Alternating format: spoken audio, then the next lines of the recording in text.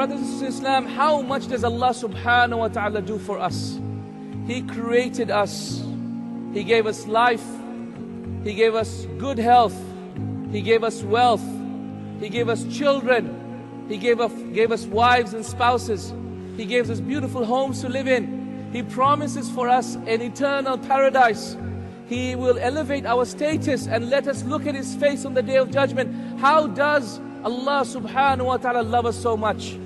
It's shown by the fact that even when we disobey Him, He still feeds us. He still clothes us. He still lets us breathe by Allah. He still provides for us and nourishes us and sustains us.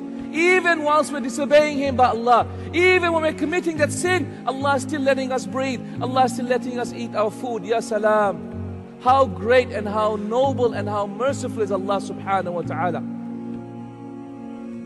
How is it so that Abu Bakr, as the Emir, as the head of a state, he would travel every day after Fajr to a blind elderly woman's house and clean her house, and prepare her children, tend to her animals, and yet she didn't even know who he was, who this man was. What about Umar al-Khattab radiallahu anhu? What about him? He was on his way to kill the Prophet ﷺ, and instead he accepted Islam, and his love for Allah Azza wa Jal and His deen was so great that while all the other Muslims were hiding their Islam, he was ready to proclaim his Islam. What about Uthman ibn Affan radiallahu anhu wa ardah?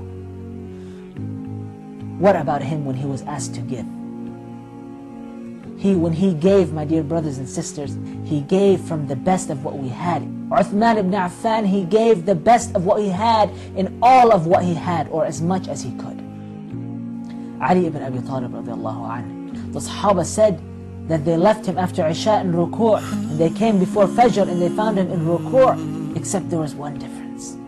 There was one difference, that his beard was soaked. His beard was soaked and there was a puddle beneath him. Ya Allah, Ya Allah. But by Allah, you are special. You are special. He created you and you're more valuable to Allah subhanahu wa ta'ala than the Kaaba. Wallahi, the scholars of Islam say, the tears of a believer are more precious than the Kaaba. Hakada qala Shawkani. My brothers, my sisters in Islam, one day the Prophet sallallahu alaihi wasallam stood up in the depths of the night. It is authentically reported in Al-Bukhari that he raised his hands up to the heavens and he said, Oh Allah, my ummah, my ummah. Ya Allah, my ummah, my ummah. Ya Allah, my ummah, my ummah. He couldn't say more than that. He couldn't finish his sentences because he was so emotional.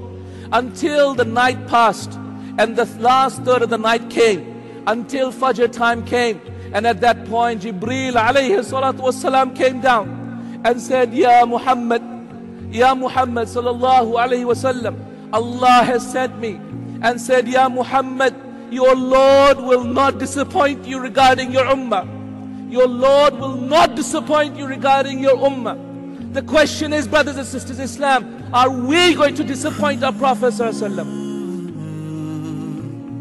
What is it that you have done to prove to Allah subhanahu wa ta'ala that you love Him? To prove to Allah subhanahu wa ta'ala when He asks you on the Day of Judgment, Ya Abdi, O my slave, how have you proven that you love me so that I may love you back on this day?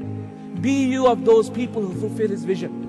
Be you of those people who fulfill your love for Allah Azza wa Jal by pursuing the vision of Rasulullah sallallahu alaihi wasallam on this earth. Ask yourself, do you love Allah?